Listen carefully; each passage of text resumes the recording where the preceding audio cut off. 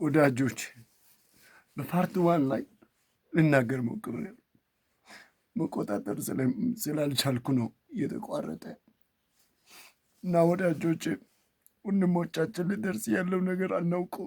እህቶቻችን አሁን እየደረሰ ያለው ማዕበል እኛ ብንጸልይ አንድ ብንሆን ከመነካከስ ብንመለስ አንዳችን ላይ ዱላ ከመዘርጋት ብንመለስ ማን ያውቃል? አንዳንድ ጊዜ እኛ አጠገባችን ያለው ሰው ብቻ እያየን እግዚአብሔር የሰጠን ዓላማ እየሳተን ሊሆን ይችላል እና ለምን ይሞታሉ? በቃ አይሙቱ ወንድሞቻችን። በቃ በእህቶቻችን ላይ በወንድሞቻችን ላይ በምድሬ በኢትዮጵያ ላይ የተዘረጋ ክፉ ክንድ በኢየሱስ ስም ይቆረጥ።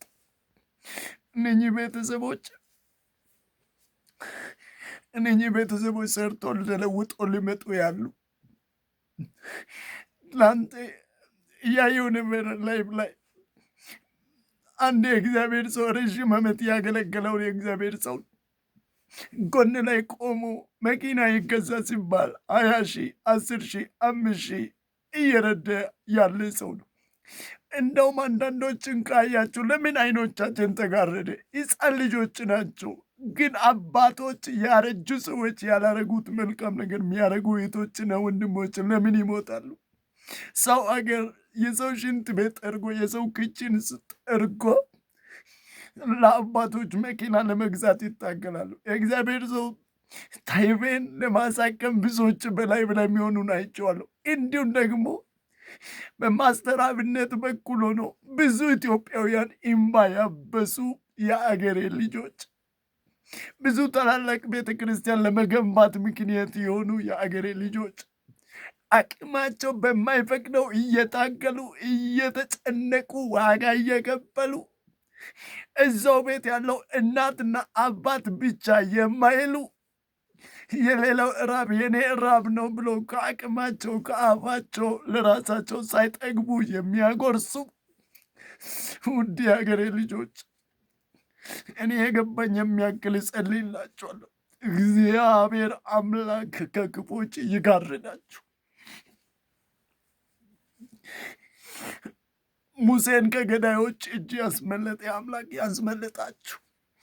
እስራኤላውያንን ከባርነት ቀንበር ያወጣ አምላክ እናንተንን ጊዜና ሰዓት አምጥቶ እግዚአብሔር ይጠብቃችሁ።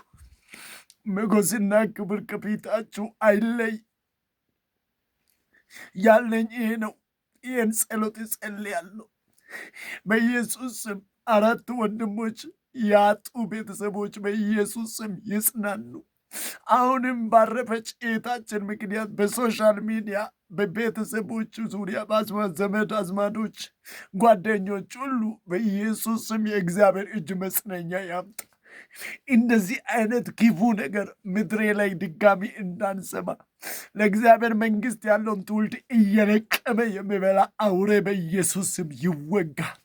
ከምድሬ ላይ አውሬ ይወጋ። የጨለማው መንግስት በጌታ በኢየሱስ ስም በኃይል ይወጋ። የእባቦች መሰረት ይወጋ። የአገሬ ልጆች የሴትና የወንድ ደም በተለያየ ሲስተም የሚጠጣ ነፍስ የሚገል አውሬ ይመታ። እናንተ ትልቅ ናችሁ፣ ትልቅ ትሆናላችሁ። አንድ ነገር እነግራለሁ። ይህን ወንጌል ብሩ፣ የትም ኑሩ፣ ብትሞቱ ብትኖሩ ይህን ወንጌል ያዙ። ይህን ወንጌል የያዘ ሰው ቢሞት እንኳን ወደ ሰማይ ይሄዳል። ምንም ተቸገሩ፣ ምንም ተጨነቁ፣ ግን ራሳችሁን አታጥፉ። ከመንግስተ ሰማይ ትቀራላችሁ። ራሱ በራሱ ያጠፋ ሰው መንግስተ ሰማያት አይገባም። መጽሐፍ ቅዱስ ራሱን ያጠፋ ሰው መንግስተ ሰማያት አይወርስም ስለምን ይህ በዚህ ምድር ላይ ተሰቃይታችሁ እንደገና ስቃይ ዓለም አትሂዱ። እንደገና ወደ ገሃነም አትሂዱ። መንፈስ ቅዱስ ይጋርዳችሁ። መንፈስ ቅዱስ ይጋርዳችሁ። ጸጋ ይደረብላችሁ። የማትችሉ ነገር የሚያስችል መንፈስ ቅዱስ ከእናንተ ጋር ይሁን። መቋቋም የማትችሉ መከራ የምትቋቋሙበት አቅም በኢየሱስ ስም ይሰጣችሁ። መሞታችሁን እግዚአብሔር አያሰማን። ምንድነው ይህን የሚያክል የእግዚአብሔር ሰው ስሜታዊ ያደረገ ብትሉኝ ደስ ይለኛል። እኔ ማድረግ የማልችለው ነገር እያደረጋችሁ ነው። እኔ አገልጋዮኛ በገንዘብ ባረዳ ብዙ የእናቶችን እንባ እያበሳችሁ ነው። ብዙ የደከሙ እናቶች በእናንተ እየተጽናኑ ነው።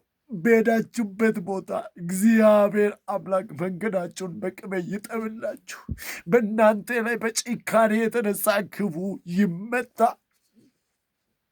ኦል ኢትዮጵያ ያላችሁበት ቦታ ላይ እግዚአብሔር አምላክ ለልጆቻችሁ፣ ለራሳችሁ፣ ለስራችሁ፣ ለእጃችሁ፣ ለእግራችሁ፣ ለመንፈሳችሁ፣ ለጤንነታችሁ በኢየሱስ ክርስቶስ ስም ሰማይ በአንድ ቃል የዘረጋ በእናንተ ህይወት ላይ ሰላሙን ይዘረጋላችሁ። ስሜታዊ ሆኜ ነው በዚህ ሌሊት ይህን ጸሎት ምጸልየው። ጨነቀኝ፣ ከፋኝ።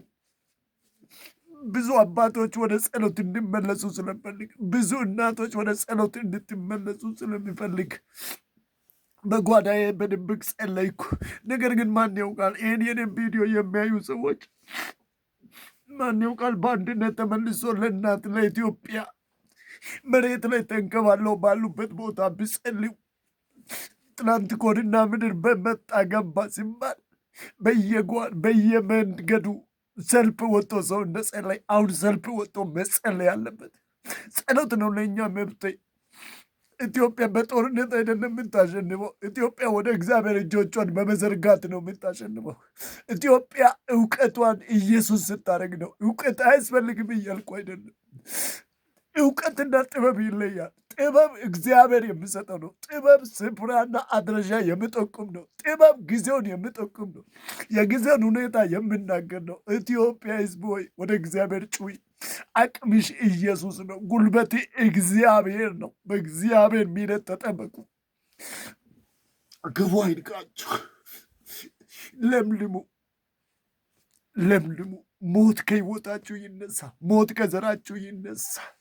መሞት ካለባችሁ እግዚአብሔር ቃል እንደሚናገር አብርና ወደ አፈር ትመለሳለህ እንዳለው ማለፍ ይሁንልህ እንጂ በራሲ መጥፋት፣ በአደጋ፣ በመኪና አደጋ፣ በአውሮፕላን፣ በተለያዩ አደጋዎች መርዝ ጠጥቶ መሞት በኢየሱስ ስም አይሁንባችሁ። ወጋይታችሁ እግዚአብሔር ልክ እንደ አባቶች በክብር እናንተን ያሳርፋችሁ። በግባት የተነሳ አውሬ ይመታ። ዘመናችሁ ይባረክ። ተባረኩ። ሁላችሁም እንድጸልዩ በየቤተ ክርስቲያን በየመድረክ የምትቆሙ ሰዎች እንደኔ ቤተ ክርስቲያን ለመምራት እድል ያገኛችሁ፣ እግዚአብሔር ሕዝብ ለመቆም እድል ያገኛችሁ፣ መድረክ ላይ ለማገልገል መሶያ ያገኛችሁ ሰዎች ጸልዩ። ጌታ ኢየሱስ ዘመናችሁን ይባርክ። ተባረኩ። እወዳችኋለሁ። ተባረኩ።